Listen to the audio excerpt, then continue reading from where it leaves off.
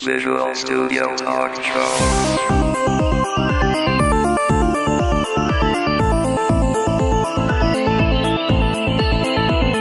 Visual Studio Talk Show est une présentation de la communauté .NET Montréal et de .NET Expertise. Visual Studio Talk Show. Bienvenue à une nouvelle émission du Visual Studio Talk Show. Le podcast, on discute d'architecture logicielle avec la plateforme Microsoft.net. Je m'appelle Mario Cardinal et je suis accompagné de Guy Barrette. Bonjour Mario, comment vas-tu dans cette accablante chaleur? Oui, accablante chaleur. Il a fait chaud la semaine dernière à Montréal. Il a fait tellement chaud que j'ai attrapé le rhume. D'ailleurs, c'est drôle parce que nous, les gens du Nord, on n'est pas habitués à vivre avec beaucoup d'air climatisé, ce qui est le cas peut-être des gens qui sont dans le sud des États-Unis. Donc, La clim pour nos amis européens, la clim! Donc, Guy, pas habitué à ça, t'as attrapé la grippe. Ah ben, pas la le grippe, rhume. mais un petit rhume, un petit rhume. Un petit rhume. Écoute, Guy, on est dans notre studio privé aujourd'hui. Studio mobile. Studio mobile, c'est-à-dire ma voiture. Donc, ça se peut que vous entendiez peut-être des voitures qui passent à côté. Ou même le train qui risque de passer au-dessus de nous. Oui, parce on s'est stationné à un endroit à l'ombre, parce que même si cette semaine, la canicule, en tout cas, est moins présente que la semaine dernière, il fait quand même chaud. Oui. Tout ça pour dire qu'on va vous présenter une émission qu'on a préenregistrée début mai.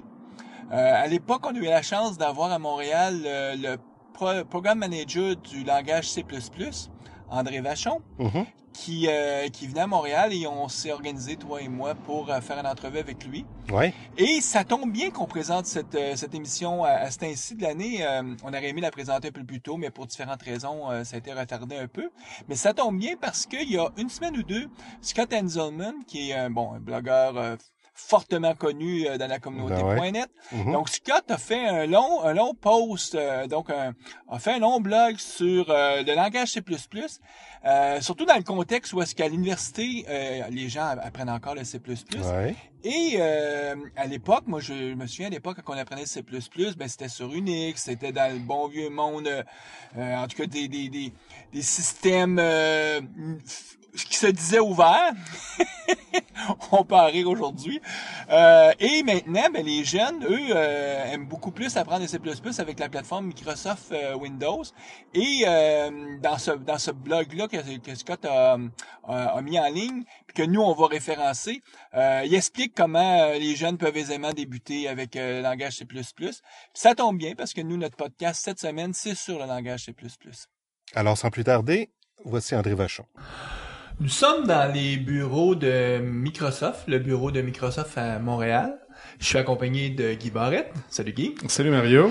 Et de notre invité, André Vachon. Bonjour André, ça va bien? Ça va très bien, merci. Juste pour situer pour nos auditeurs, il y a quelques jours, on a reçu un courrier électronique de Christian Beauclerc qui travaille comme évangéliste chez Microsoft, qui nous disait, écoutez, il y a quelqu'un de l'équipe de Redmond qui vient à Montréal pour parler sur Visual Studio 2010 et c'est un francophone. Et nous, quand on entend parler de quelqu'un qui est francophone, qui est compétent, qui sait comment développer du logiciel, on aime ça essayer de séduire avec la personne un podcast. Donc, de fil en aiguille, on a réussi à séduler. C'est ce qui fait qu'on est ici aujourd'hui cet après-midi pour enregistrer une émission où est-ce qu'on va parler des nouveautés de C++. Parce que dans la version de 2010, C++ c'est encore un langage hyper important et qui continue à évoluer. Puis André, la formule, nous, c'est toujours la même. C'est avant de parler, à proprement parler du sujet, de situer un peu qui tu es, donc de présenter ta biographie aux auditeurs, juste pour qu'ils aient un peu une idée de qui on interviewe. Écoute, t'as une caractéristique qui est un peu spéciale de nos jours. Ça fait 19 ans que tu es chez le même employeur, Oui. Microsoft, et c'est ton premier employeur quand tu as fini l'école. Oui. Je dis que c'est assez spécial parce que c'est de moins il y a 40 ans, on aurait dit cheminement très classique. Ouais. Maintenant, en 2010, on parle plutôt d'un cheminement plutôt moins classique, en tout cas. Absolument, oui. Juste pour situer, t'as étudié à McGill, t'as fait ton bac en Computer Science à McGill, ici à Montréal. Oui. On remonte là, les années 90. Les années 80. J'ai commencé à 87, puis j'ai pris 4 ans pour faire mon bac. Et, Et à un moment donné, tu cherches, comme tous les étudiants, on cherche des emplois d'été, on essaie autant que possible d'avoir des emplois d'été intéressants dans notre domaine. Et Microsoft sont venus sur le campus de l'Université McGill à cette époque-là pour faire du recrutement. Et tu as passé des entrevues et t'as bénéficié, t'as été chanceux, t'as réussi à avoir un emploi comme un stage d'été. Un premier stage en années 89. Oui, en fait, j'ai été très chanceux, en fait. Ils ont interviewé beaucoup de gens à l'école. Ils en ont embauché, je pense, 6 de McGill. On s'est tous retrouvés là pendant l'été.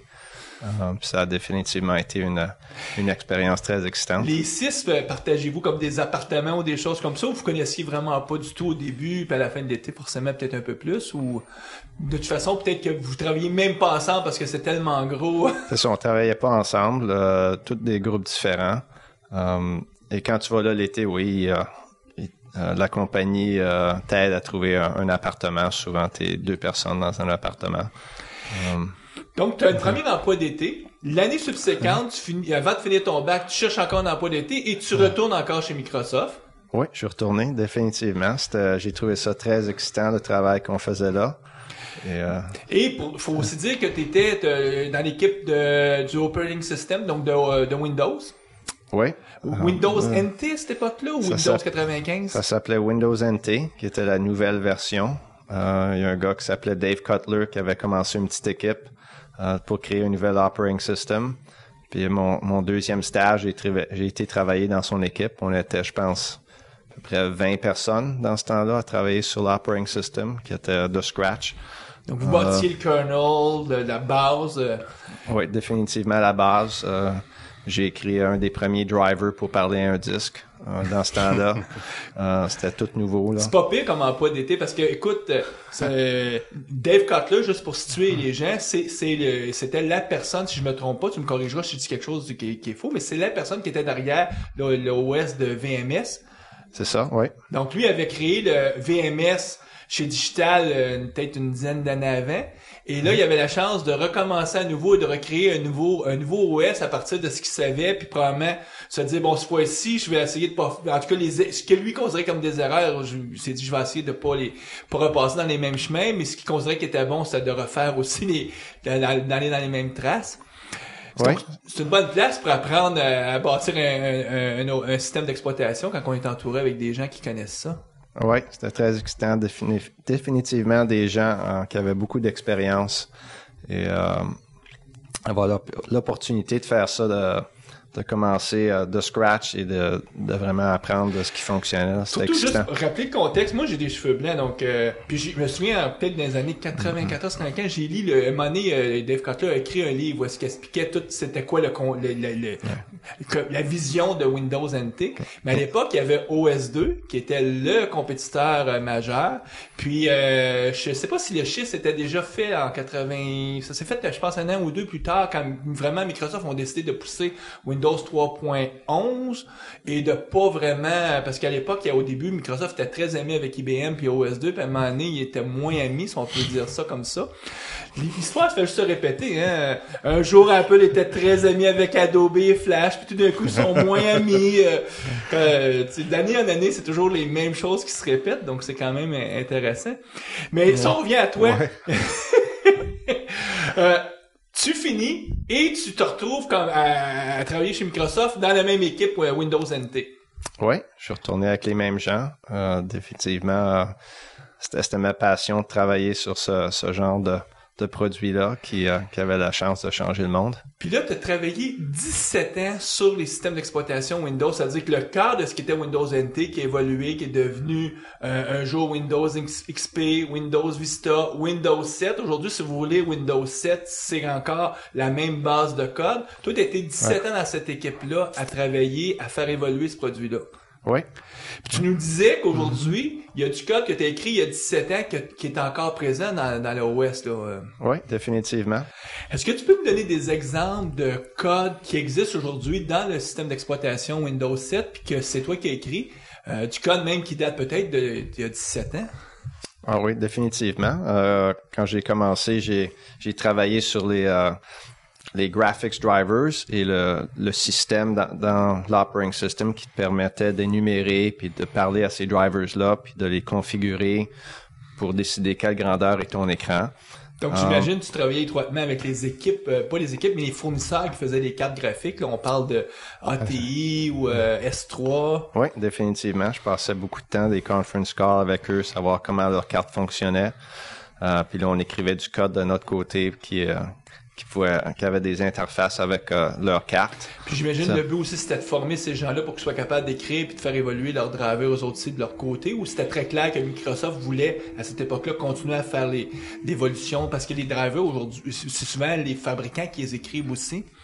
Oui, maintenant, les cartes graphiques, c'est tellement complexe. C'est presque des operating systems en eux-mêmes. Ouais. Donc, les compagnies comme NVIDIA, ils ont des grosses équipes qui écrivent des drivers. Mais il faut quand même qu'il y ait des interfaces entre l'operating system et ces cartes-là pour les configurer puis savoir comment ils fonctionnent. Alors, le code que j'ai écrit comme dans le control panel qui te permet d'énumérer il y a combien de cartes dans le système puis de setter la résolution pour ces cartes-là. Ces interfaces-là existent encore. Donc, t'es en train de dire qu'à toute fois que je fais un right-click dans mon background, puis que je fais apparaître le fameux dialogue où est-ce que je peux voir les écrans, puis dire énumère-moi les écrans, puis tout ça, c'est une partie de ton code à toi qui est dans... Oui, définitivement. Ça a été créé en 1995-96. Puis c'est encore là aujourd'hui dans Windows 7. Oui, puis ça, c'est une caractéristique du code C++ qu'on peut retrouver, soit chez Microsoft ou ailleurs. C'est souvent du code qui va vivre très, très, très longtemps là, pendant des années. Là. Oui, définitivement. Même le code sur lequel je travaille maintenant, qui est le compilateur C. Le compilateur lui-même, il y a des parties de ce code-là qui ont été écrites il y a plus que 20 ans à Microsoft, puis c'est encore la base de notre compilateur que tout le monde utilise. Non, parce que le parser, probablement, qui n'a pas bougé tant que ça, à moins le fait que quand on rajoute des nouveaux mots-clés, mais... Ça, il y a toujours des additions. Le code évolue. C'est vraiment... Donc, pendant 17 ans, t'es dans l'équipe Windows, et là, maintenant, depuis 2 ans, t'es rendu du côté des langages, et principalement C++, donc t'es Program Manager pour C++? Je suis Program Manager, oui. Qui veut dire que j'écris moins de code ces temps-ci. Je travaille plus avec nos clients et de définir c'est quoi les features importants dans le produit qu'on doit livrer. Peut-être juste pour le bénéfice des auditeurs, est-ce que tu peux clarifier un programme manager versus peut-être un développeur ou un architecte? C'est quoi ton rôle principalement à ce moment-là? Ouais, donc à Microsoft, on a définitivement des développeurs qui écrivent le code, puis les testers qui vont faire le test du code.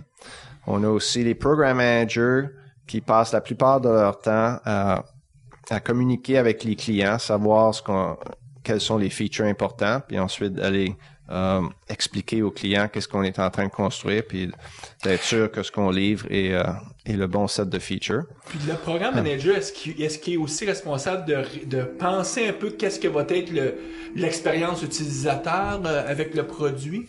Oui, définitivement. Et ça dépend de quelle partie du produit tu travailles. Il y a des program managers que la plupart de leur temps, c'est du UI puis de savoir quelle va être l'expérience. Moi, dans le C++, dans le compilateur, il y a un petit peu moins d'expérience puis un petit peu plus de qu'est-ce qu'il faut que les features Tu peux soient. pas être programme manager de C++ puis pas le savoir programmer en C++, puis il faut que tu connaisses le langage sur le bout de tes doigts. Là. Ça fait partie des fondamentaux que la personne doit maîtriser. Définitivement, il faut comprendre le langage. Et même dans notre groupe, il y a des gens qui sont plus experts dans le langage, qui est le parsing, le front-end du compilateur. Mais il y a aussi beaucoup de travail qui est dans le back-end, qui est une grosse différence quand tu compares comme un langage comme C# ou un langage comme C++. Un langage comme C#, ça se compile. Tu prends ton code C# et tu vas compiler ça au MSIL, qui est un langage intermédiaire. Puis ensuite, le CLR va prendre ce langage-là et là va le compiler just in time, nativement, fonction par fonction. Ça fait que cette compilation-là est relativement simple et pas très optimisée. On prend vraiment une fonction puis on va la compiler le plus vite possible pour être capable de l'exécuter. Dans le monde C++, ça, c'est une très grosse différence du langage que on fait du parsing. On va créer un autre langage intermédiaire qu'on appelle un IL aussi, Intermediate Language. Et là, on va passer un temps énorme à prendre ce langage-là et à l'optimiser pour créer du code natif, mais qui est le plus performant possible. Donc on a beaucoup de features dans cet endroit-là quel genre d'optimisation on peut aller faire, là. On passe une grande quantité de temps sur ça. Toi, t'es programme manager au niveau de C++. Est-ce qu'il existe aussi un autre rôle qui serait comme un product manager qui est plus marketing? Est-ce que ça existe aussi chez Microsoft? Il y a définitivement des product managers. Ils sont plus au niveau du produit en général. On va avoir plusieurs product managers pour Visual Studio. Mais généralement, on n'en a pas par langage.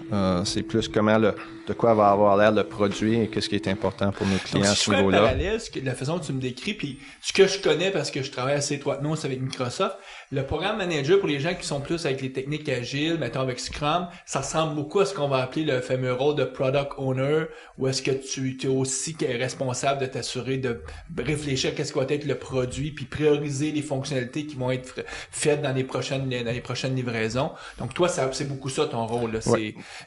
Donc à quelque part, là, si il y a telle fonctionnalité qui sort dans la prochaine version en 2012, dans le prochain Visual Studio, ben tu vas avoir été au cœur de la décision de dire oui, on sort cette fonctionnalité-là ou on la sort pas, en allant chercher le feedback de tous vos clients puis des influenceurs. Oui, c'est exactement ça que je suis en train de faire en ce moment, de définir le prochain produit. Mais d'un sens aussi, Microsoft, c'est un utilisateur important du compilateur C++. Définitivement. Donc, un des clients principaux, ou peut-être le client principal, c'est peut-être Microsoft à l'interne dans ton cas, là. Définitivement, c'est un client très important. Quand on regarde les 3 des plus gros produits à Microsoft, c'est Windows, Office et SQL. Et ce sont tous des produits qui sont écrits en C++. Ils ont tous aussi du code C# ou VB ou Managed, là, dans quel que soit le high-level language que tu veux utiliser. Mais à la base, tous ces produits-là, c'est écrit en C++. Donc, ce sont des très importants clients pour nous. Puis c'est un avantage parce qu'ils sont très proches. Moi, j'ai juste à traverser la rue, je prends une marche 2 minutes. Puis là, je peux aller parler à tous mes clients. Donc, je peux les voir tous les jours, savoir ce qui marche pas. Fait que c'est bien le fun, ça, d'être capable de parler à ses clients tous les jours. D'un point de vue concurrentiel, c'est important aussi pour Microsoft. Je me souviens, toi aussi, t'as des cheveux blancs comme moi. Je sais pas si tu te souviens à l'époque où est-ce que Lotus, dans les bonnes années de Lotus, puis je pense que c'est l'équipe qui faisait Lotus Note, ou en tout cas les produits de Lotus, eux utilisaient Ballon. Et un jour, Ballon se retrouvait à devenir un compétiteur de Lotus parce qu'eux autres aussi ont décidé d'aller dans le domaine. Et là, l'évolution du langage C++ donnait des mots de tête à l'équipe Lotus qui ont même décidé à un moment donné de dire, ben, on lâche Lotus et je pense qu'ils ont migré vers Microsoft à cette époque-là. Parce que ça peut devenir un avantage concurrentiel si ton compétiteur, c'est lui qui détient tes outils. Imaginons demain matin que Google serait le seul fabricant de compilateurs C++. Il pourrait peut-être avoir un certain jeu de pouvoir sur Microsoft en disant on va leur complexifier la vie. De la même façon qu'on sait qu'aujourd'hui, Internet Explorer, c'est encore 60, dernièrement, ils ont moins que 60% du marché, mais c'est quand même un navigateur important, puis ça complexifie toujours la vie de Google quand ils veulent faire des applications en JavaScript dans le browser. Donc, d'un point de vue concurrentiel, c'est toujours pour Microsoft, en tout cas, c'est important de maîtriser. C'est votre cœur, de toute façon, votre savoir-faire, c'est beaucoup dans les langages. Donc, on vient à la racine de ce qu'est Microsoft. Ben, en fait, ouais, c'est ça. Bill Gates, le premier produit, c'était un langage. Un interpréteur basic. Ouais, c'était basic. Donc, les clients principaux, c'est Microsoft, mais aussi, il doit y avoir d'autres clients importants avec des noms connus. En effet, oui. Notre client principal, c'est définitivement les 3 produits à Microsoft parce qu'ils sont très proches puis c'est très facile de travailler avec eux autres. Mais n'importe qui a une très grosse base de C++, ce sont tous des importants clients. Des gens avec qui je travaille souvent, c'est des compagnies comme Google qui écrivent beaucoup de C++.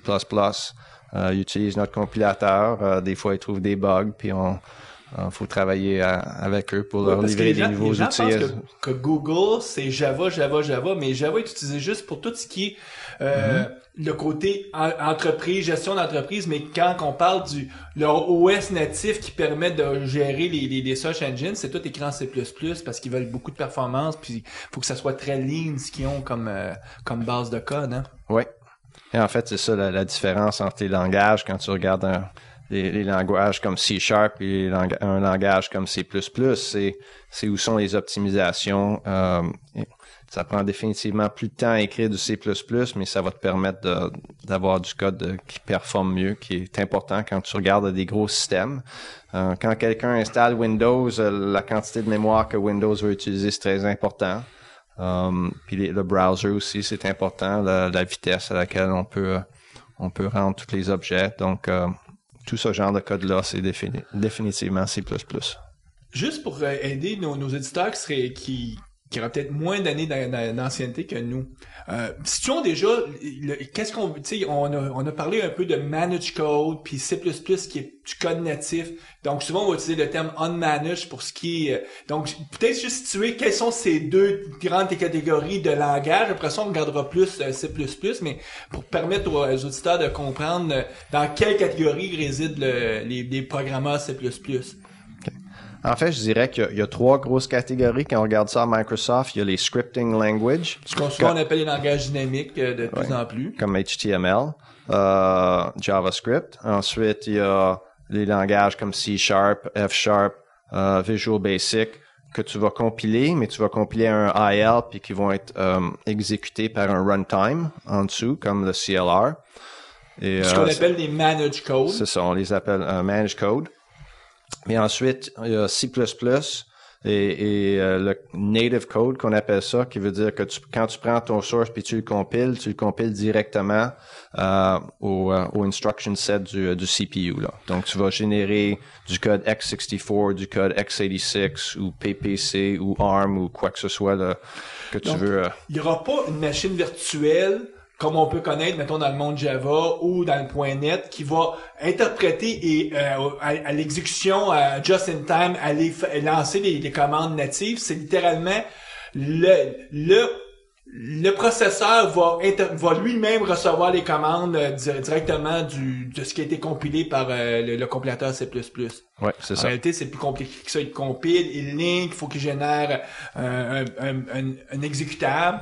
Ouais. Donc, fait que l'operating system va aider un petit peu à mettre les instructions en mémoire, mais ensuite de ça, le processeur va juste les exécuter directement. Puis à quelque part, on revient à la bonne vieille machine de Turing, à quelque part avec un processeur, une stack, une mémoire, puis là, tout s'exécute comme dans... On est pedal to the metal, comme on dit. Hein? Donc, C++, ça permet de faire du code qui va rouler nativement sur le processeur. Puis, un peu en joke, je disais, il y a des millions de lignes de code. Tu m'as repris en disant, non, il y a des milliards de lignes de code C++ aujourd'hui qui résident sur la planète, parce que juste chez Microsoft, il y en a peut-être moitié d'un milliard. Il y a quoi, 500 millions de lignes de code? Ah, je dirais probablement, oui. Donc, c'est beaucoup de lignes de code. Puis, si on fait juste le tour, on est à Montréal ici, mais si on irait chez CAE, qui est un grand fabricant de simulateurs de vol, je sais qu'eux, ils font presque tout en C++. En tout cas, originalement, probablement de plus en plus, il essaie aussi de migrer vers les environnements managed code, mais aussi les fabricants de jeux. On est dans la ville où il y a beaucoup de fabricants de jeux, il y a beaucoup de jeux qui sont encore écrits en C++. La plupart, oui, c'est vrai. Oui, la plupart, oui. Mais dépendant des jeux, si tu vas sur Facebook puis tu veux des jeux très simples qui n'ont pas besoin de performance, tu vas les écrire en managed code, ça va être plus vite. Effectivement, les outils et pour un langage comme ça, parce que il y a plus de contexte puis c'est plus facile à utiliser. Bon, tu vas être capable d'écrire du code plus vite, mais tu vas pas avoir la performance que tu peux avoir du native code. Parce que les gens s'en rendent peut-être pas compte, mais à tous les jours, quand on utilise quels que soient les logiciels qu'on utilise, qu'on tape, que ce soit dans Bing ou dans Google, puis on fait une recherche, ben tout le temps de processing qui est fait du côté du serveur, c'est du code C++ qui exécute ça. Si je suis en train de jouer dans un jeu, il y a des fortes chances que ce soit du code C++. Tous les drivers qui sont écrits parce que j'ouvre ma télévision haute définition, mais il y a des drivers écrits, il y a du code parce que de plus en plus on programme plus en circuit codé, on programme en soft. Mais ça, c'est souvent du code écrit. S'il n'est pas écrit en C++, il va être écrit en C. Oui. Parce que des fois, on veut même plus on veut pas l'overhead de l'orienté objet. Mais reste que, probablement que peut-être que 20, 30, 40% de votre vie comme citoyen qui utilise le logiciel, c'est de vous utiliser du code qui est écrit en C++ à quelque part. Oui. Peut-être même plus que ça, hein. Dépendant comment tu calcules, là, je dirais plus que ça, oui. Tu penses que c'est plus? Oui. T'es quoi, 60, 70%? Ben, quand tu regardes à l'operating system Windows que tu as sur ta machine, tout là, écrit en c'est C++. 90% ou plus, là, c'est du C puis C++. Puis il y a aussi l'assembleur là-dedans, évidemment, quand tu vas au plus bas niveau, là, il y a encore un petit peu d'assembleur. Il y a du monde qui écrive ça encore. Ça, c'est intéressant parce que pour les gens qui nous écoutent, je sais pas, ou les jeunes qui sont au cégep ou à l'école, puis ils se disent, bon, ben, mes cours de C++ me serviront pas, ou ça vaut pas la peine d'inciter ou d'étudier ce langage-là. C'est pas vrai parce que il y a énormément il doit y avoir encore beaucoup de demandes aujourd'hui pour des bons développeurs C++ sur le marché. Ah, c'est sûr, à Microsoft, on cherche tout le temps des gens qui vont avoir ces habilités-là. Et je pense aussi que quand tu vas comprendre comment ça fonctionne là, à des bas niveaux, c'est ça qui va te permettre de vraiment être capable de découvrir quand il y a des bugs, là, puis ton code C# fonctionne pas, puis là, tu es en train de débugger, puis tu veux voir ce qui se passe dans le CLR parce que tu comprends pas vraiment ce qui se passe, être capable de comprendre le native code, de quoi ça aide de l'assembleur, puis d'être capable de regarder les instructions, puis vraiment comprendre ce qui se passe là, c'est ça qui va te permettre d'être le meilleur développeur, puis de trouver les problèmes que les autres gens sont pas capables. Mm-hmm. Puis ça, je retrouve ça souvent dans les compagnies, là. Il y a un groupe de gens qui vont écrire le C# et quand ça fonctionne pas, là, il faut qu'il y ait voir l'autre gars qui sait vraiment ce qui se passe. Et lui, il va utiliser des outils comme WinDebug, des choses comme ça, puis voir ce qui se passe à l'intérieur de la machine. Parce que en codant C++, on a appris à justement utiliser des outils qui vont plus bas dans le stack, qui sont près de l'OS, là, finalement. Oui. Puis qui nous permettent de trouver des problèmes que si on fait juste du manage code, on n'aurait pas eu la formation ou on n'aurait pas été formé pour utiliser certains outils là, pour justement se rendre aussi bas que ça. Là. D'accord, oui. Puis en fait, la plupart des systèmes que nous, on voit, les gens, ils veulent écrire du manage code, mais il y a toujours du code C++ avec lequel il faut qu'ils interfacent. Donc, la plupart des systèmes qu'on voit, quand moi je parle à toutes les compagnies, on parle toujours de interop. Donc, comment est-ce que je peux faire fonctionner mon code C++, qui est mon engine, qui est mon code qu'on a écrit il y a 15-20 ans, qui est la base de ce qu'on fait dans notre compagnie. Mais là, on veut avoir quelque chose, un UI plus moderne, ou on veut écrire d'autres interfaces pour permettre d'étendre ça à d'autres produits. Là, il y a un interop entre les deux. Là, c'est là que ça devient important que toi, tu écris du code C#, mais quand tu appelles une méthode qui se retrouve dans le code C++, ben là, il faut que tu sois capable de débugger ce code-là. Puis souvent, débugger, c'est plus difficile que d'écrire le code. Donc, mais ça, c'est très important. Moi, on veut parler aujourd'hui des nouveautés C++. Puis, ça peut sembler un peu bizarre parce que pour des langages qui... en tout cas, ça peut sembler bizarre pour certains auditeurs qui vont dire « C++ évolue encore dans la mesure où est-ce que si on prend... regarde, moi, j'ai commencé à programmer mon premier langage, c'était Fortran. Puis on sait qu'aujourd'hui, c'est Fortran 77 qui est encore... Ça veut dire que c'est la version des années 77 qui est encore le Fortran utilisé dans... Si on fait un peu de Fortran, c'est encore ça. Puis il y a eu des normes ANSI au niveau du C++. Je sais pas c'est quand est-ce la dernière année qu'il y a eu une norme ANSI. Toi, tu le sais probablement plus que moi. Quoi, la nouvelle version de la spécification du langage? En fait, ils sont en train d'en finir une juste en ce moment. Là. Je pense que ça va être ratifié cette année officiellement. La dernière datait de quoi? 8-9 ans, 10 ans peut-être? J'imagine. Je me souviens plus exactement. Là. Mais tout ça pour dire que moi, ma question, c'est est-ce que les innovations sont beaucoup plus sur quand on fait du code natif, ou c'est plus pour tout ce qui est, parce qu'il y a aussi le manage C++, c'est-à-dire faire du C++, mais qui va rouler manage dans une machine virtuelle, qui a une autre capacité, on peut utiliser C++ comme langage. C'est plus de ce côté-là que sont plus les innovations au niveau du langage, ou c'est plus sur l'interopérabilité, c'est-à-dire comment faire parler notre code natif avec du code manage. Tu sais, si tu regardes, là, toi, dans ce que vous avez fait pour Visual Studio 2010, puis ce que vous allez faire dans les prochaines années, c'est où le cœur, le gros de vos innovations? Je dirais que c'est partout. Donc, je vais en couvrir. T'auras pas le choix de t'assurer que tu supportes la norme ANSI. Ça, c'est pas presque, en tout cas, la demande, les clients vont vous le demander. Ça, je suis pas mal sûr. En effet, les clients veulent qu'on soit compatible avec la définition du langage, et ça, c'est toujours en train d'évoluer. Donc, on ajoute beaucoup de nouveaux features qui sont dans la version de la spécification en ce moment s'appelle C++ OX, parce qu'il n'y a pas une date exacte dessus. Ça devrait être cette année, je pense. Il y a plusieurs new features.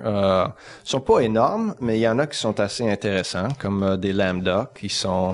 Donc, il y a un peu comme les lambda expression qu'on a en C#, mais qui viennent finalement des langages fonctionnels. Ouais. Fait que ça, c'est un des nouveaux features dans le langage C++ qu'on a dans Visual Studio 2010. Mais là, attends une seconde, là, comment vous allez faire ça, C++, supporter les lambda? Parce que, à quelque part, un lambda, c'est que c'est un peu comme si dynamiquement, tu dis, voici une sous-routine, voici une méthode, je te la définis, puis après ça, mais je te la définis on the fly, là, dans le code. Donc, va falloir que tu sois capable de les découvrir qui sont là, les compiler, puis les mettre comme des méthodes privées aux classes. J'embarque un peu dans l'implémentation, mais c'est parce que c'est un peu ça le truc. Ouais, c'est exactement comment ça se passe. Parce que un coup que c'est compilé, les gens le voient pas, là. Il y a personne qui le voit, donc vous allez, puis là, vous allez faire après ça, vous allez revenir partout où est-ce que tu appelais ton lambda, puis tu vas faire un call à ta méthode privée à ce moment-là quand tu compiles. Si t'as pas fait un inline operation quand t'es en train d'optimiser, là, oui. Parce que si tu fais un inline, ça devient, c'est pour ça que quand tu disais que le back-end est plus complexe du côté C++ que dans les langages à la C#, parce que vous avez tellement de post-processing à faire pour amener toute l'optimisation puis s'assurer que tout tient ensemble sans aucun bug. Oui, définitivement. Donc, il y a des features dans le front-end comme ça, comme je disais, lambda, des choses aussi juste pour simplifier la programmation. Donc, à place d'avoir à définir tes variables avec tout le temps int et des choses comme ça, tu peux utiliser le keyword auto qui va te permettre de laisser le compilateur... un peu comme les var qu'on a en C#. Oui. Donc, en fait, les langages, ça se ressemble en réalité, assez, vous êtes influencé beaucoup par l'évolution de C#, qui lui est influencé par l'évolution des langages, les langages dynamiques d'un bord, les langages fonctionnels. Ça vient aussi vous rattraper par la bande. Ouais, tu veux toujours apprendre ce qu'il y a de mieux de ce que quelqu'un d'autre fait. Hein. C'est ça l'innovation. Souvent, c'est de prendre les meilleures idées de quelqu'un d'autre puis les mettre dans ton produit. Oui. Mais ça, on parle de choses qui viennent de l'équipe de ceux qui font la norme ANSI ou qui vient plus de vous, Microsoft? Les features desquelles je parle, ça c'est il y a un groupe qui s'occupe de la spécification du langage. Il y a quelques gens de Microsoft sur ce comité-là, mais il y en a de partout. Et, tous des gens qui sont experts dans le langage lui-même et ils discutent de quelles features doivent être dans le langage. Et c'est un comité, puis ça prend du temps à vraiment définir comment les features vont fonctionner, parce que souvent c'est assez complexe comment un nouveau feature va interagir avec toutes les autres features du langage. Donc, ça prend beaucoup de temps. Il faut souvent écrire une version du compilateur qui va implémenter ce feature-là puis voir si ça fonctionne ou non. Alors, il y a beaucoup de prototyping dans ce niveau-là avant qu'on définisse où le langage va. Tu me fais juste me dire que le terme auto va vouloir dire, hey, découvre toi-même quel est le type de la variable. Mais il me semble, moi, ça fait très longtemps, là, ça fait presque... Écoute, ça fait déjà 6 ans la dernière fois que j'ai écrit du C++. Ça va vite, hein? Mais donc, tu sais, en tout cas, dans mon temps, moi, auto, c'était aussi un mot-clé qui voulait dire autre chose.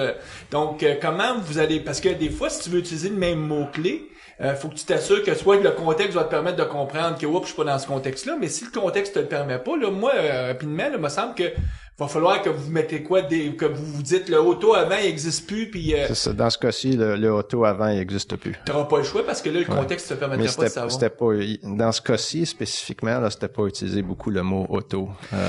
Mais il faut quand même faire le tour de vos gros clients, demander, dire, si on enlève auto, c'est-tu pour vous un showstopper qui ferait que vous upgraderiez jamais à 2010, par exemple? Non, en fait, ça, c'était le comité là, du langage qui a décidé ça. Okay. Dans ce cas-ci, c'est pas Microsoft.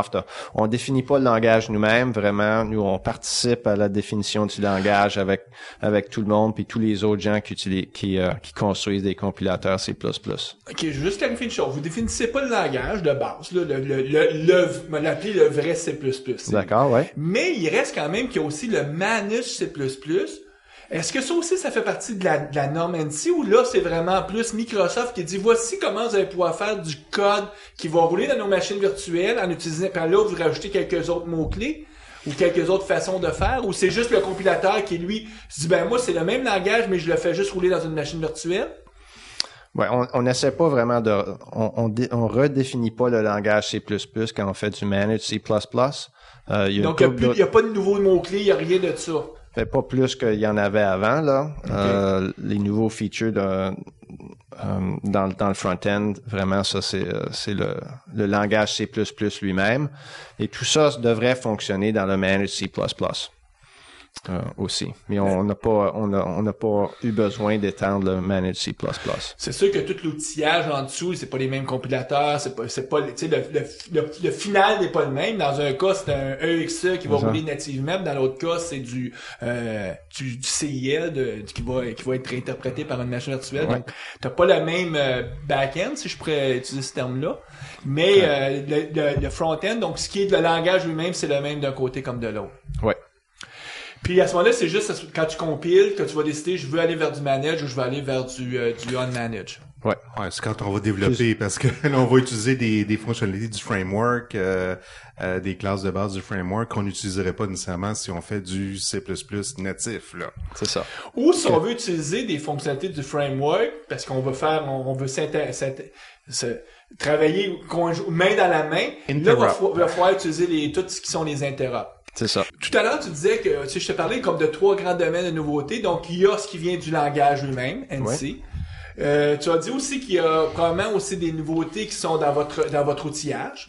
Ça, j'imagine qu'il doit en avoir. Est-ce que vous avez des nouveaux, tu sais, le Visual Studio 2010, est-ce qu'il te change au niveau de ton expérience utilisateur? Est-ce qu'il y a des changements de ce côté-là?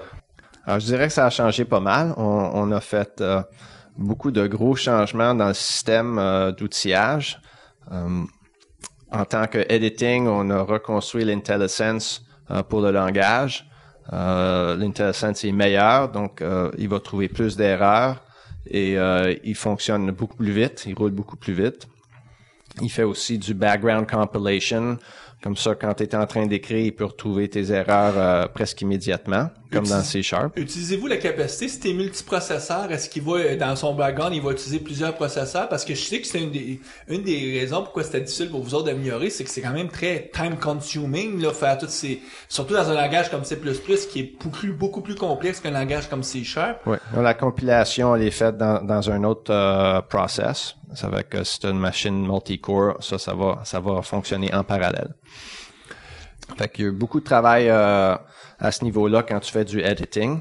On a aussi ajouté plusieurs nouveaux features dans le UI et on a aussi passé beaucoup de temps sur MFC, Microsoft Foundation Classes. On a fait beaucoup d'améliorations à ce niveau-là pour aider les gens à écrire leurs applications plus rapidement et à prendre avantage de nouveaux features dans Windows 7. Alors, beaucoup de travail là-dessus. Puis la troisième place où il y a eu beaucoup de travail, c'est sur la performance de l'outillage, puis la performance du code que tu peux générer, et même des nouvelles librairies pour être capable d'utiliser les capacités multiprocesseurs de la machine. Mais les librairies natives à ce moment-là, pas parce que toutes les librairies pour du parallel processing qui sont dans le framework.net, mais là on parle du côté natif. Du côté natif, oui. Une librairie qu'on appelle PPL et qui te permet d'utiliser en fait, de créer des work items puis un runtime native en dessous de ça qui va permettre sur Windows 7 d'utiliser une nouvelle fonction de Windows 7 qui sont des user mode threads, donc une manière très performante d'utiliser plusieurs processeurs dans la machine. Et ça a été intégré dans l'outillage du système. Le fait que les gens qui font du C++ sont très se préoccupent beaucoup de la performance, j'ai l'impression que c'est probablement du côté de ces librairies de parallélistes-là, c'est eux qui vont être utilisés bien avant ce qu'on peut connaître comme paralléliste dans .NET, parce que les fameux early adopters, donc les adopteurs qui en veulent aujourd'hui, qui en voulaient même hier, sont probablement des gens qui font beaucoup plus de C++, donc vous allez rapidement avoir du feedback sur votre support du parallélisme. Oui, il y a eu du parallélisme dans l'operating system, ça fait très longtemps. Les gens qui veulent écrire des applications qui utilisent plusieurs processeurs peuvent utiliser des threads aujourd'hui, pardon. Mais c'est assez coûteux de lancer plusieurs threads. Donc, un des buts ici en écrivant des nouvelles librairies, c'est de rendre ça encore plus rapide et avec encore moins d'overhead. Donc, c'est ça le but d'écrire un petit runtime qu'on appelle le concurrency runtime. Mm-hmm. Ça va te permettre de créer des work items qui sont, je sais pas comment dire ça en français, short-lived. Qui ont un temps de vie très court. C'est ça, un temps de vie très court. Donc, tu peux en créer plusieurs et tu peux en créer des centaines, des milliers. Puis là, tu envoies ça au runtime. Le runtime va être capable de les céduler effectivement sur tous les processeurs. Et la librairie te permet d'utiliser ce genre de support-là avec très peu de coûts. Donc, c'est toujours l'évolution. Tu sais, originalement, on avait des process, puis on se rendait compte que pour créer des process, c'était très coûteux. Mm-hmm. Moi, j'ai appris à faire du multitâche à l'époque, c'était avec Unix, puis sur multiprocess, mais ça, c'est coûteux. Donc, on a créé, dans les systèmes d'exploitation modernes, maintenant, on a des threads. Ça coûte beaucoup moins cher à partir des threads, mais ils roulent tous dans le même process. Ouais. Mais là, ce qu'on essaie maintenant, c'est d'avoir comme un nouveau sous-ensemble de threads plus léger pour avoir encore moins d'overhead quand on roule nos tâches en parallèle. C'est ce que je comprends de ce que tu nous dis. C'est ça. Ils sont encore moins longs. Comme un thread, souvent les gens créent un thread puis c'est presque permanent dans ton application. L'idée d'un work item, c'est que tu peux dire va faire exécuter cette fonction-là sur ce petit morceau de data. Puis quand tu as fini, c'est tout là. J'ai pas besoin de rien faire j'ai pas besoin de faire un kill sur mon thread là. Le work item est temporaire. Si vous mettez en place cette infrastructure-là, puis qu'aujourd'hui vous ajoutez aussi des constructions du langage qui viennent du monde des langages fonctionnels, qui eux autres sont bâtis pour être roulés en parallèle. C'est des langages ils ont déjà ce qu'il faut parce que toutes les variables sont en anglais on dit immutable. Donc comment on dit ça? Donc c'est un coup que tu as initialisé une variable, immuable, c'est un bon terme. Un coup que tu as initialisé une variable, tu changes plus. Donc là, c'est ce genre ça va être beaucoup plus facile pour vous à un moment donné de pouvoir tirer parti, de dire tu me crées ça, moi je vais te faire rouler en parallèle, puis aller chercher à très bas niveau les mêmes niveaux de performance qu'on pourrait aller chercher avec un langage fonctionnel comme F#, mais dans un autre contexte. Ouais. Comme si je reviens au lambda, là, le concept des lambda d'une petite fonction que tu mets à l'intérieur du nom de fonction que tu veux utiliser dynamiquement. Ben ça, c'est parfait pour un runtime comme ça. Donc, en fait, le concept du parallélisme dans ce runtime-là utilise les lambdas pour la programmation. Ça veut une question. Est-ce que vous avez beaucoup de liens avec les autres programmes managers des autres langages? Que ça soit, par exemple, comment s'appelle celui qui s'occupe de C#? Anders. Il y a un nom que je suis jamais capable de dire au long. Anders, c'est l'architecte du langage C#. Ouais. Donc, mais les architectes entre eux, est-ce qu'il n'y a pas un architecte du langage C++ Microsoft, comme tu dis, ça vient plus du comité NC, ou vous avez aussi des gens qui ont le titre d'architecte? On a quelques architectes sur notre équipe qui travaillent sur le langage. Oui, mais la question, c'est pas de définir le langage. Là, ici, la question, c'est de voir comment le compilateur faire l'architecture du compilateur plutôt. Ça aussi. Ça, c'est des gens différents. Il y a plusieurs parties comme le C++, là, comme langage, ça devient assez complexe à cause de tout l'outillage derrière le langage. Puis, Quand tu regardes à C#, oui, il y a un gars qui travaille sur C#, mais il y a des architectes sur le CLR, qui est la partie runtime du système. Donc, tu peux penser à C++ de la même manière, sauf que notre runtime, à place de faire la compilation JIT sur ta machine, ben nous, on fait la compilation sur qu'on appelle le back-end. Pour arriver à rouler physiquement sur le processeur. Ouais. Moi, ma question, c'est est-ce qu'il y a des échanges entre ces différents... Tu sais, est-ce que l'équipe C++ peut nourrir aussi des équipes qui font des langages qui roulent sur CLR, puis eux autres aussi se nourrir ou de... Non, absolument. C'est deux équipes différentes, mais définitivement, on essaie d'apprendre ce qui se passe bien et ce qui se passe pas bien de l'autre côté. Moi, quand je regarde ce qui s'est passé avec C#, parce que moi, j'ai commencé il y a tellement longtemps, puis quand Anders a commencé à définir le langage, puis aussi toutes les librairies en arrière de ça, ce qu'il y a de très intéressant dans .NET, c'est toute la classification des API, des API. Tu as un mot pour ça en français? Les API, en tout cas, du framework. API. Ça a été très bien fait, ça. Hein? Un très beau namespace. Mais leur avantage, c'est qu'ils pouvaient regarder ce qui s'était passé les 10 ans, 15 ans avant ça de toutes les Windows API, puis de voir ce qui était bon, ce qui était pas bon, lesquels que les gens utilisaient ou utilisaient pas. Là, ils pouvaient dire, OK, il y avait une couple de centaines de milliers de API, ben nous, on va prendre toutes celles qui sont bonnes, puis on va créer un namespace avec ça. Puis on a aussi appris beaucoup de MFC. Parce qu'MFC, ça a été un grand... je vais utiliser le terme eye-opener, donc ça te donne une visibilité sur une problématique que l'orienté objet, qui est le fait que si tu fais beaucoup d'héritage, tu peux avoir facilement des effets de bord qui sont le fait que l'héritage, ça peut être très fragile. Donc, on le voyait à tous les fois que vous livriez une nouvelle version du MFC. Donc, moi, à l'époque, c'était 4.5. En tout cas, ça remonte des années 90. Mais il fallait de nous, absolument, on recompilait notre application. Puis là, tout souvent, elle marchait plus parce que l'héritage, c'est fragile comme mécanisme de réutilisation de code, tandis que la composition, c'est tellement plus simple. On le voit dans le framework.net, ils ont été beaucoup plus avec une approche par composition. On favorise moins l'héritage. En tout cas, quand on fait de l'héritage, on essaie d'être conscient des limitations qu'on a. Puis le MFC, lui, écoute, puis j'imagine que ça doit encore le cas aujourd'hui. J'ai pas regardé ces dernières années, mais à l'époque, tu avais des niveaux d'héritage comme de 10 niveaux, 10, 15 niveaux, ça doit être encore ça. Puis ça, c'est difficile à maintenir. Ça te prend des kings. Mais ça fait partie des fameux milliards de lignes de code C++ qu'il y a sur cette planète, puis on peut pas les jeter aux poubelles comme ça. Hein. Non, fait qu'on jette rien, mais les choses évoluent. Et les choses qui fonctionnent vraiment pas bien, les gens ont tendance à plus faire ça. Puis il y a des parties de code qui se font réécrire. Dans tous ces systèmes, quand je parle des centaines de millions de lignes de code, il reste pas toutes là. Il y en a beaucoup qui disparaissent puis qui se font remplacer par d'autres choses. Mais ce qui était bon de C++, puis le code qui était vraiment bon, ben ça reste très très longtemps. Oui, parce que il faut évoluer.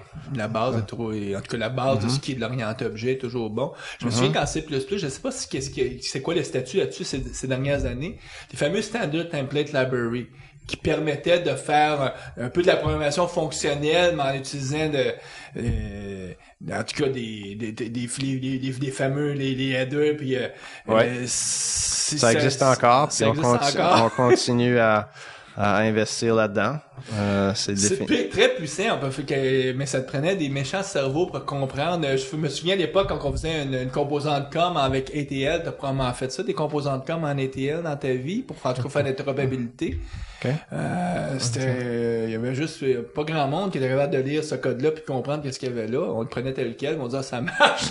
Ouais. Puis j'imagine souvent c'est ce qui se passe. T'as des bouts de code, il marche, il est encapsulé, il est clean, puis bon, forcément il y a des gens chez Microsoft qui sont capables d'aller leur visiter, mais très souvent pour au niveau d'abstraction, tu travailles avec il y a des blocs que tu considères comme des blocs noirs là, puis tu te concentres sur ce que t'ajoutes toi comme valeur ajoutée dans ton code. Ouais. J'imagine toi parce que là le défi sur lequel tu travailles ces jours-ci, c'est réfléchir à qu'est-ce qui va être la prochaine version de C++ dans Visual Studio, je sais pas si ça va s'appeler 2012 ou 2013, ou en tout cas la prochaine version. Ouais. À quelque part, tes sources d'information, c'est tes clients, sont où tes sources d'information pour t'alimenter? Ben, c'est définitivement nos clients qui sont la plus importante source d'information. Nous, en tant qu'ingénieurs aussi, on sait qu'il y a certaines parties du code qui fonctionnent pas bien ou des choses qu'on n'a pas eu le temps de faire, qu'on sait que, bon, si j'allais travailler là-dessus, je pourrais faire quelque chose qui est 2 fois plus vite. Vous savez que vous avez de la dette quelque part. Il y a toujours de la dette dans un... Il y a toujours de la dette. Partout. Comme, c'est rare qu'on rencontre quelqu'un qui a pas de dette quelque part, qui pas juste, tu sais, si tu peux pas avoir rien sur une carte de crédit, tant mieux, mais reste que c'est la même réalité dans nos codes sources. À un moment donné, faut mettre la barre, puis on livre, mais il reste des choses qui sont pas optimales. Donc ça, c'est une source d'information. Les clients, c'est la plus grosse source de comprendre ce que les gens essaient de faire. Et définitivement, les années passent et certains problèmes qui existaient pas avant, ils existent maintenant, mais c'est plus parce qu'on savait pas qu'ils existaient avant. Il y avait des plus gros problèmes qui cachaient ces plus petits problèmes-là. Quand je regarde un programme comme Windows, l'operating system, un des gros problèmes pour le système, c'est combien de mémoire il prend. Donc, il faut comprendre comment le code est organisé, puis combien de mémoire vraiment prend notre code quand on le génère. Il faut aussi se rendre compte que les processeurs de Intel, AMD, tout ça, là, ça change d'année en année. Et ils changent la fonctionnalité du système, puis des choses qui allaient vite avant, ils peuvent aller moins vite aujourd'hui, et vice-versa. Ils ajoutent des nouveaux features. Ouais, les gens pensent des fois juste passer de 32 bits à 64 bits que ça va être plus vite.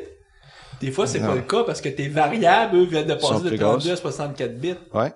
Donc, ça, c'est là que ça devient intéressant avec le C++, c'est qu'il y a beaucoup de gens, quand tu veux vraiment regarder la performance, là, l'alignement de certaines variables est très, très importante. Est-ce que ton data va rentrer dans un cache line ou pas dans un cache line? Ça fait des différences là, immenses à la performance de ton système. Si tu es en train d'exécuter ce code-là là, dans un loop et tu veux l'exécuter 1 million de fois ou 1 milliard de fois, ça devient très, très important. Puis le C++, c'est ça qui va te permettre d'avoir du fine-grained control sur toutes ces structures-là. Donc, le processeur, il change. Intel change les instructions. Il ajoute des nouvelles instructions de processeur en processeur. Et comment tu veux utiliser ces instructions-là, c'est très important. Tu peux créer du code que juste sur le même nombre de cores, là, tu peux utiliser des instructions qui vont qu'on appelle des SIMD instructions, qui vont te permettre de faire des opérations 4 à la fois sur 4 morceaux de data. Donc, si tu peux créer ton code pour qu'on puisse créer du code qui va fonctionner là-dessus, d'un coup, tu peux avoir du code qui roule 4 fois plus vite. Mais ça, faut quelque part que quand tu compiles, qu'on donne l'information, hey, je vais utiliser ce type de processeur-là. Donc, si vous avez probablement aussi, nous, on sait, par exemple, si on fait du .NET, qu'on peut définir nos plateformes, mais dans le monde C++, tu as probablement encore plus de capacité pour définir qu'est-ce qui va être ton target. Ouais, on a des command line switches qui disent quel genre d'instructions tu veux générer pour ton code. Qui en fait représente les versions des instructions sur les processeurs. Donc, si tu sais que tu vas travailler et qu'il va rouler sur un processeur spécifique qui a un jeu d'instructions, tu peux en tirer parti. Par exemple, tu es en train de faire du code qui roulerait dans une carte vidéo, mettons. Ben là, tu vas compiler en fonction de ça pour après ça avoir tiré parti de cette performance-là. Oui, exactement. Parce que les gens font pas toutes des applications qui vont rouler sur n'importe quel type d'ordinateur. Très souvent, c'est très ciblé vers où ils vont faire rouler le code. Oui, en effet, les applications très haute performance, là, ils vont dire, ou en fait, ils vont la compiler plusieurs fois. Il y a beaucoup de codes où les gens vont compiler le code 3 fois, puis ils vont aller voir quelle machine sur laquelle ça va fonctionner, puis ils vont installer la bonne version du code. Ou tu peux créer ton code pour que ça soit tout dans un programme. Là, tu pourrais utiliser le linker pour tout mettre ensemble. Donc, tu le saurais même pas, là. Mais il y a beaucoup de jeux qui vont faire ce genre d'optimisation-là, parce que tu vas aller sur un nouveau processeur, puis les loops intenses, là, ils peuvent les faire fonctionner 4 fois plus vite ou 8 fois plus vite. Ça vaut vraiment la peine pour eux autres. Ouais, puis habituellement le domaine du jeu, c'est le domaine où il y a beaucoup d'avancement, où on voit que tel jeu fonctionne sur les nouveaux processeurs, mais supporte plus les anciens pour X raisons, on sait pas pourquoi. Mais c'est justement, les développeurs ont voulu prendre avantage des nouveaux jeux d'instruction parce que ça fait rouler le jeu plus vite, l'expérience joueur est mieux est plus fluide ou quoi que ce soit. Ouais, ça, en fait, souvent, c'est qu'ils vont avoir plus de qualité, puis là, tout d'un coup, les anciens processeurs, ils roulent plus assez vite pour montrer ce niveau de qualité-là. Donc, souvent, c'est ça que tu vois d'année en année, la qualité du graphique, puis la qualité de l'expérience des jeux change parce qu'ils prennent avantage de ce qui se passe dans le processeur. Mais ça prend vraiment, de nos jours, là, ça prend du C++ pour être capable de faire ça. Avant, c'était de l'assembleur. Là, on a quand même assez de support dans le compilateur, puis la génération de notre code est généralement assez bonne que les gens n'ont pas besoin d'écrire beaucoup d'assembleurs. Mais même ça arrive encore. Puis c'est ça qu'on voyait du monde qui nous disent hey, moi, il a fallu que j'aille écrire de l'assembleur ici parce que ton compilateur, il a pas généré le code là aussi vite que moi je pensais que je pouvais le faire à la main. Est-ce que ça existe encore les commandes où on pouvait directement dire ASMX, je vais écrire de l'assembleur directement dans ma méthode C++? Pour x86, oui. Pour x64, on recommande que le monde y mette l'assembleur dans un autre fichier. Okay. Parce qu'en fait, ça rend le compilateur très complexe puis ça te donne pas beaucoup d'avantages. En fait, généralement, tu vas avoir de la meilleure performance si tu es capable de vraiment séparer ton assembleur puis d'avoir une bonne interface entre ton C++ puis ton assembleur. À quelque part, pour revenir un peu au contexte historique, historiquement, il y a beaucoup de gens qui croyaient pas que du code C++, même si on disait on va l'optimiser, les gens disaient ça pourra jamais être plus optimisé que mon cerveau qui regarde l'assembleur. Aujourd'hui, il n'y a pas grand monde qui tiendrait ce discours-là, mais il y a 20 ans, c'était un discours qui était beaucoup tenu. On disait, les cerveaux humains sont meilleurs que les optimiseurs que Microsoft peuvent faire. Aujourd'hui, on reconnaît que c'est peut-être mieux de se fier aux optimisateurs que Microsoft peuvent bâtir. Ouais. Ça dépend combien de temps tu veux passer sur ton code. Il y a encore des gens... il y a encore pas mal de code dans l'operating system où le monde, ils vont écrire de l'assembleur, comme certaines routines qui vont faire des checksums pour, comme les TCP/IP checksums. Il y a une petite routine d'à peu près 200 lignes d'assembleur que quelqu'un a passé une couple de semaines à aller chercher la performance optimale là-dessus. Mais c'est rare, puis ça vaut pas la peine en général. C'est là que c'est intéressant d'utiliser un profiler pour trouver où est-ce qu'est ton code critique, puis là, c'est juste celui-là que tu vas optimiser. Exactement, oui. Ça sert à rien d'essayer d'optimiser tout le code, parce que ça serait mortel. Peut-être, comme, pour brosser un portrait, quelles sont les innovations, ou pas les innovations, le bon terme, mais les améliorations dans le langage C++, dans la version 2010, que toi tu trouves intéressant, puis qu'on devrait, en synthèse d'émission, rappeler aux auditeurs? Dans le produit en entier, je pense que le travail sur IntelliSense, vraiment, ça a été une grosse amélioration. Un gros plus pour la productivité. Et je pense que c'est vraiment ça, c'est une des choses les plus importantes les gens portent pas attention à ça assez souvent. Parce que vraiment, si tu peux écrire ton code 2 fois plus vite, ça veut dire que tu vas être capable de produire beaucoup plus d'informations, beaucoup plus de code et probablement plus de qualité aussi. Donc, on passe beaucoup de temps à essayer d'améliorer cette expérience-là. Et je pense que le travail sur le parallélisme est très important aussi pour prendre avantage des nouvelles machines. Comment s'appelle encore la librairie pour faire le parallélisme? PPL.H. PPL.H. Que tu peux inclure dans n'importe quel programme C, C++, et prendre avantage de ça. OK, donc ça, c'est une autre fonctionnalité intéressante. Il y en a-tu une troisième qui te vient à l'esprit? Tu vas peut-être me dire, il y en a plus qu'une troisième, il y en a une quatrième, une cinquième. Vas-y, lâche-toi lousse.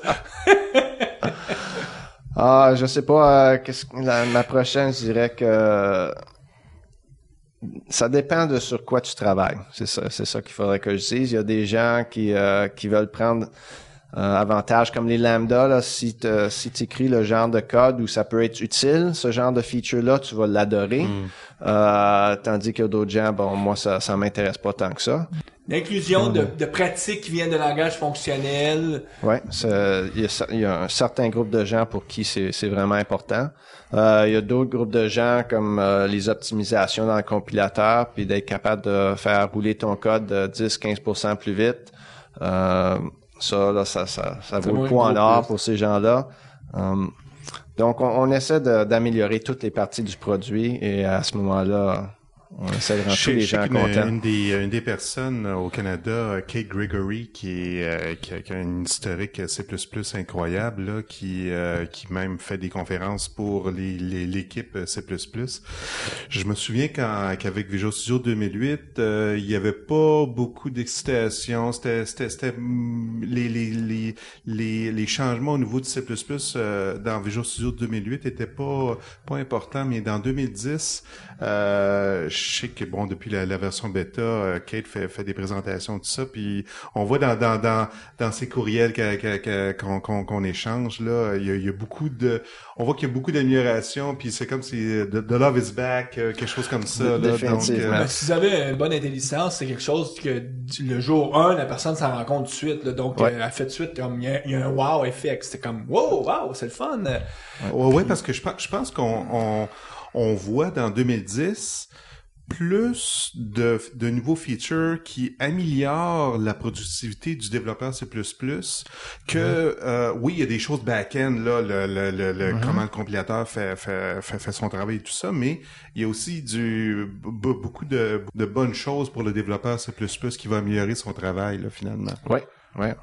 On a passé beaucoup de temps là-dessus. Quand je regarde l'équipe, ça sur quoi on a travaillé, là, il y avait définitivement beaucoup de gens qui travaillaient sur ce que je vais appeler l'interface. Beaucoup de travail là-dessus entre pas juste notre équipe, mais Visual Studio en entier aussi. Travaille sur le profiler puis sur l'editor en général. J'ai une question beaucoup d'innovation.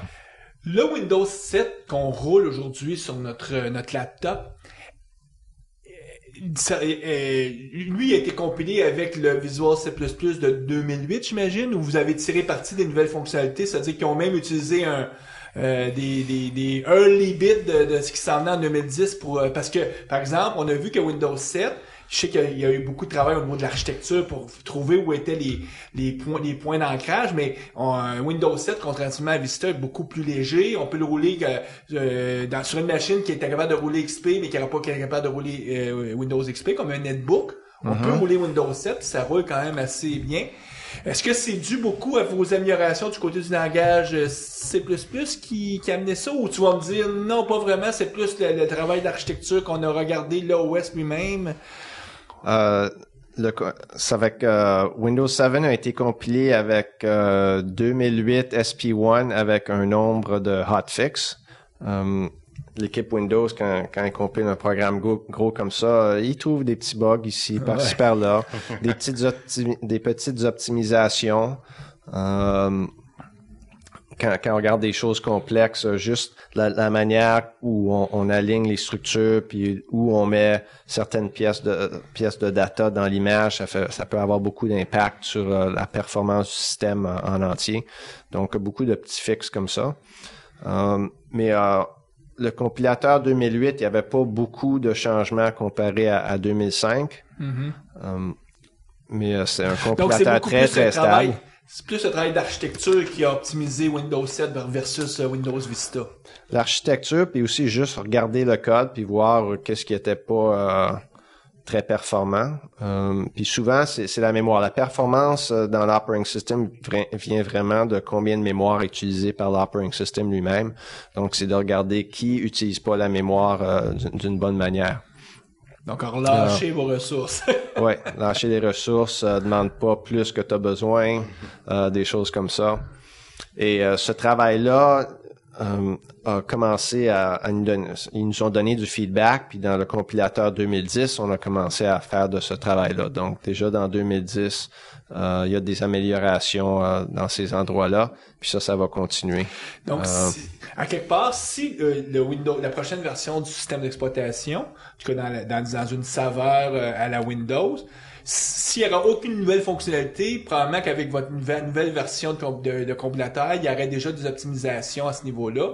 C'est sûr que là, ils autres vont rajouter des fonctionnalités et tout, donc c'est jamais comme noir et blanc, c'est toujours entre les deux, mais toujours entre les deux. C'est ce qui fait que aujourd'hui on tire bénéfice d'un système d'exploitation qui est quand même si on regarde Windows 7 versus XP, plus de fonctionnalités, puis à peu près la performance est beaucoup mieux. Puis c'est pas juste une nouvelle architecture, mais c'est que l'outillage aussi aide à ça. Définitivement que l'outillage, quand tu regardes un système comme Windows, ce que tu peux faire dans l'operating system, c'est limité par ton outillage. Donc, il y a toujours beaucoup d'investissements dans les outils, pas seulement du côté Visual Studio, mais aussi du côté Windows. Puis, on essaie tous de travailler ensemble pour avoir le meilleur set d'outils pour être capable de trouver le genre de problème de performance, puis d'utilisation de mémoire, puis de debugging aussi, parce que certains de ces problèmes deviennent très complexes. Plus ton système est gros, plus ça devient difficile de trouver où est le bug. André, on te remercie beaucoup. Je pense que ça nous ramène au fondamental de ce qui est programmer des systèmes. On oublie ça souvent quand on vit trop dans un monde à la C# VB, dans nos machines virtuelles, que ultimement, on veut que le code roule sur une machine physique. En terminant, est-ce que tu aurais un livre, un blog, quelque chose que tu voudrais recommander à nos auditeurs? Oui, en fait, tous les features sur lesquels on travaille dans notre équipe, on essaie de publier de l'information là-dessus. Donc, on a un blog sur MSDN qui s'appelle VC Blog. Et on partage tout ce dont j'ai parlé aujourd'hui, ça devrait se retrouver sur VC Blog avec beaucoup plus de détails. On va mettre le lien, nous, sur notre page web. Ben, encore une fois, on te remercie. On te souhaite bon séjour à Montréal. Un bon séjour. J'imagine encore la famille ici au Québec, même si tu vis depuis presque 20 ans à Seattle. Oui, mes parents habitent encore ici, donc je suis en train de rester chez eux. Tu reviens toujours à l'occasion quelques fois par année. Oui, non, j'adore Montréal. C'est fantastique ici. Merci encore, André. Ouais, merci beaucoup. Merci. Assistez aux rencontres de la communauté .NET Montréal afin de parfaire vos connaissances des technologies.net et afin de faire du réseautage. Pour l'agenda des rencontres, veuillez consulter le www.netmontreal.com. .NET Expertise est un réseau de consultants indépendants et experts dans les technologies Microsoft.net. N'hésitez pas de consulter un de nos experts en visitant le www.net-expertise.com. Les actualités avec Guy Barrette. Et ce matin, il est sorti 2 nouvelles intéressantes. Aujourd'hui, il a comme débuté le World Wide Partner Conference. C'est la conférence des partenaires Microsoft. Oui, on est le 12 juillet là, pour nos auditeurs. Oui, et 2 annonces qui viennent de sortir du keynote. La première, c'est que Microsoft va sortir une version déployable en entreprise de Windows Azure. Ils vont appeler ça le Windows Azure Appliance. Donc, ça va être pour les gros clients, par contre. On parle de peut-être 1000 postes et plus, là, 1000 serveurs et plus, là. Ça, on savait que c'était écrit dans le ciel que Microsoft arriverait avec une technologie comme ça un jour ou l'autre. Parce que pour eux, c'est important de pouvoir donner des chemins de transition autant vers le cloud que du cloud pour revenir à l'interne. En fait, j'ai juste lu de biais là, l'annonce, mais là, on parle de gros clients comme HP, eBay, des clients qui ont besoin de milliers de serveurs, là. Est-ce que ça va vouloir dire que dans la moyenne ou la grande entreprise, on va pouvoir utiliser ce fameux Windows Azure Appliance? Ça, j'ai pas assez d'informations à l'école. Moi, j'en douterais parce que les modèles économiques seront pas là. Ouais. Donc ça, c'est la première nouvelle. La deuxième nouvelle, c'est que Microsoft a annoncé un PDC en 2010. Donc PDC comme Professional Developer Conference. Le Professional Developer Conference, qui est une conférence où normalement Microsoft fait des annonces. Donc, surtout des choses du futur. Ouais, des choses qui vont se passer dans 12-18 mois dans le futur. C'était le pendant, parce qu'on sait qu'il y a la grosse conférence TechEd, où habituellement il y avait entre 10 et 15 000 personnes qui assistaient à cette conférence-là. Ouais, ça c'est courant, des technologies courantes à TechEd. Et le PDC, c'était là il y avait peut-être 5 000, 6 000 personnes qui venaient, et c'était plus pour ce qui s'en venait dans les 24 prochains mois. Ouais, planification. Donc les architectes allaient là pour, ils vont toujours là pour se renseigner, savoir où Microsoft s'en va finalement. Donc là, cette année, est-ce qu'il a annoncé qu'il faisait ça à Los Angeles, comme à l'habitude? Non, ça va être sur le campus à Redmond, donc ce qui me surprend parce que bon, c'est... Sur le campus? Oui, parce que la capacité est beaucoup moins grande, donc on parle peut-être de 1500 personnes. Donc c'est 2 jours seulement.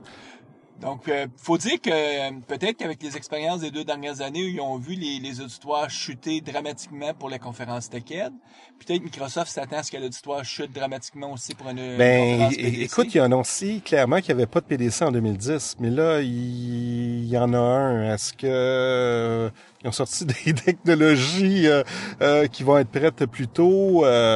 C'est ce qu'on va voir en octobre. Mais c'est 2 jours, donc c'est pas une longue conférence. Non. Et toutes les sessions vont être disponibles live. Puis j'imagine, Guy, que tu veux nous parler parce que la semaine dernière, on a beaucoup entendu parler du fameux Web Matrix. Donc, j'ai l'impression que tu as une série d'annonces liées à ça.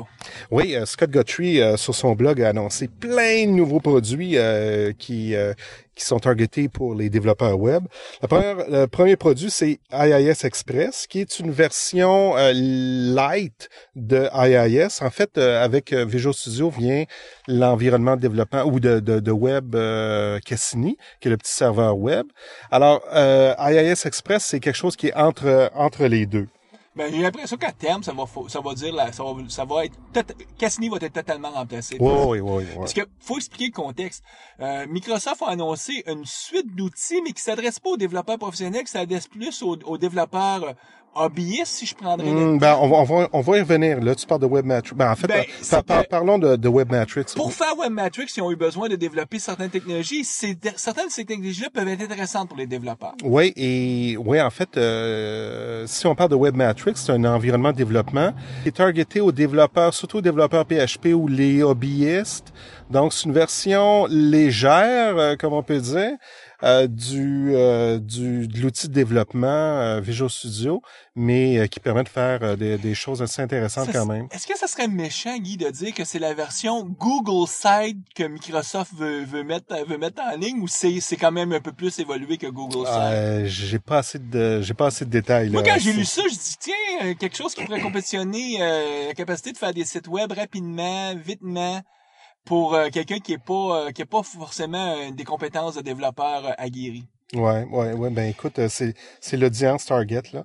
Et avec tout ça vient une version bonifiée de SQL Server Compact Edition qui peut maintenant rouler dans un site web ASP.NET. Parce que c'est ça qui est intéressant de cette annonce-là, c'est qu'on cible une plateforme de développement pour le développeur qui est pas un développeur professionnel, mais on s'est assuré que ce qu'on développait, on pourrait facilement le migrer vers un environnement professionnel. Je pense que Microsoft a appris dans le passé avec un produit comme Microsoft Access, qui avait aucun chemin aisé pour migrer vers les produits professionnels, que c'était mortel pour eux de faire ça. Donc là, ils sont assurés de faire un produit bas de gamme pour pas les développeurs, mais peut-être les utilisateurs, en tout cas les professionnels en entreprise pourraient peut-être le même utiliser, mais qu'au moins il y a un chemin pour que ça soit migrable aisément vers des gros sites web. Et pour faire ça, ils ont eu quelques technologies à mettre en place, dont une version Compact Edition de SQL Server. Oui, mais cette version-là existait déjà. Hein. Ceux qui ont Visual Studio 2005-2008, là, je pense surtout avec 2008, il y a une version SQL Compact qui permet de faire des applications, par exemple Windows, avec une base de données embarquée là, directement à l'intérieur. Ce que Microsoft a fait, c'est qu'ils sont assurés que l'application fonctionne en mode multi-usager. Il n'y a pas de problème de concurrence au niveau d'accès à la BD, et ça demande aucune installation. Hein. On fait juste dropper la DLL dans notre projet et on a une base de données. C'est un fichier qu'on déploie. C'est juste un fichier. Il n'y a aucune installation. Là. Ça, pour les gens qui font du hosting, donc les hébergeurs, ben ouais, c'est pour génial. eux, c'est ce qu'ils veulent. Donc, il y a une première annonce qui est de dire on va vous fournir une base de données qui est sur un modèle d'un fichier qu'on déploie, et ensuite une version de AIS simplifiée qui est ce que tu as annoncé au début. Oui, AIS Express. Donc, la dernière annonce, c'est un nouveau engin de rendu qui s'appelle Razor. Donc, pour ceux qui utilisent, par exemple, le Model View Controller MVC, le MVC Framework, le MVC Framework permet d'utiliser d'utiliser des moteurs de rendu différents. Donc, évidemment, celui qui venait avec par défaut, c'est ASP.NET. Mais Microsoft a lancé un nouveau moteur qui s'appelle Razor, qui est assez intéressant, qui permet d'imbriquer du code directement dans le markup. C'est un modèle, c'est celui par défaut qui va être dans Webmatrix. Oui. Donc, si quelqu'un veut aller jouer un peu au niveau du code, puis pas prendre ce qui est fourni comme par défaut, ben c'est le fameux Razor avec lequel il va travailler. Et comme je disais, ben la beauté, c'est que ça peut être tout à l'heure, tu peux prendre le même système de rendu et le porter dans un vrai site ASP.NET MVC. Puis là, avoir des développeurs qui font évoluer ta solution qui avait peut-être été bâtie originalement avec un modèle très simple. Ce qui va donner, comme je dis, un chemin pour dans une entreprise, par exemple, un petit département qui se crée une petite application avec Webmatrix, ben l'entreprise pourra prendre ça tout à l'heure et la migrer sur les serveurs corporatifs en tout cas avec une facilité. Avec facilité. Oui, ouais. Et puis moi qui me plaignais depuis peut-être, je sais pas moi, 1 an qu'il n'y avait pas beaucoup de développement, il n'y avait pas beaucoup de nouveautés du côté développement web classique. Mais là, on a la preuve là qu'il y a encore de la vie de ce côté-là. Il n'y a pas juste du Silverlight là. Tout à fait. Ben, comme dans toute chose, ça veut pas dire que c'est pas parce qu'il arrive une nouvelle technologie que l'ancienne technologie meurt. Ça veut juste dire qu'il y a maintenant un contexte pour utiliser une technologie versus une autre. Absolument. Donc ça, c'était les annonces que Scott Guthrie a fait la semaine dernière. Je pense que ça fait le tour des nouveautés. Oui. Nous, les auditeurs savent que pendant l'été, la communauté.net, on est en vacances. Et même le podcast prend des vacances. Donc, nous, on va revoir nos auditeurs juste à la mi-août. Je suis en train d'organiser quelque chose. Je vais être à la conférence Agile 2010, puis je vais probablement être en mesure d'enregistrer un podcast cette conférence-là. Donc, ça sera notre show du mois d'août. Et ensuite, on repartira la séquence là, des 2 shows à tous les mois là, à partir du mois de septembre. Donc, nous, on voit les auditeurs mi-août. Comme dirait... Miaou! Comme dirait les Miaou! Donc, bon été tout le monde! Oui, profitez-en. Et sur ça, ben, bonne programmation.